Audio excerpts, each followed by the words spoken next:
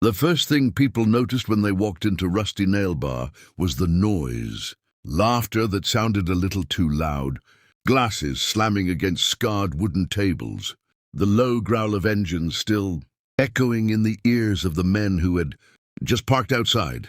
The second thing they noticed was her. Maya moved between the tables with a tray balanced on one hand, her dark hair tied back, her white waitress shirt crisp despite the humidity of spilled beer and fried food. She had learned to walk with her shoulders steady and her eyes forward. It was a way of protecting herself. In a place like this, attention could turn sharp without warning. It was bike night, and the bar was thick with leather jackets and restless energy. The Iron Wolves had rolled in an hour earlier, claiming the long table near the dartboards. They were loud, territorial, and used to being feared. Their leader, a broad man named Reyes with a shaved head and a beard like steel wool, sat at the center like a king on a battered throne. "Another round," Reyes barked, lifting his empty glass. Maya nodded and approached, feeling the familiar tightening in her chest. She had worked at Rusty Nail for 8 months, long enough to know the difference between rowdy and dangerous. Tonight felt close to the line. As she set down the drinks, one of the younger bikers whistled. "You ever smile, sweetheart?" "I do," Maya replied calmly. "Usually when someone says something worth smiling at." A few of the men laughed. Reyes didn't. He watched her with eyes that didn't blink much. "You think you're funny?" he asked. "I think I'm working," she said evenly. The air shifted. Conversations around them softened, like people instinctively lowering their voices before a storm. Reyes stood slowly. He was taller than Maya by almost a head, his presence swallowing the small space between them. The music from the jukebox seemed distant now, muffled by tension. "You don't talk to me like that," he said. Maya felt heat crawl up her spine. She could feel everyone watching, waiting. Her manager, Pete, stood behind the bar, pale and frozen. "I didn't mean any disrespect," she said carefully. "Just trying to do my job." Reyes's jaw flexed. "Your job is to serve." "And I am." Something flickered in his expression, a challenge unmet. The younger bikers leaned forward, hungry for spectacle. In one swift, shocking motion, Reyes grabbed the collar of Maya's shirt and yanked. Fabric tore with a sharp, brutal sound that sliced through the room.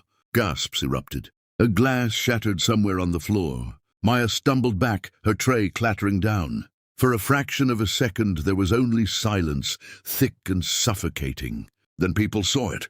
Across her collarbone and down the upper curve of her chest, etched in dark ink and pale scars, was a sprawling tattoo. Not decorative, not delicate. It was raw and unmistakable. A pair of angel wings stretched outward, but they were fractured, feathers falling away. Beneath them, in bold letters, were words that seemed to burn under the neon lights. "Not your property." The scars cut through parts of the design, thin white lines that told their own story. Reyes's hand was still clutching torn fabric, but his grip loosened as his eyes dropped to the scars. The room felt frozen in time. Maya didn't cover herself. She stood there, breathing hard, her heart hammering so loudly she was sure everyone could hear it. Shame tried to rise, but she swallowed it down. She had swallowed it before. She would not do it again. "Go on," she said, her voice trembling but clear. "Look!" No one moved. Reyes's face had changed. The aggression drained from it, replaced by something unsettled. Confusion, recognition. "Who did that?" Someone muttered from the back. Maya lifted her chin. "Does it matter?" Her mind flashed back to a different room years ago. A locked apartment, a man who said he loved her, a man who decided what she wore, who she spoke to when she left the house. The first time he grabbed her shirt in anger, the fabric ripping under his fists, she had apologized. The second time she had stayed silent. The third time she had fought back.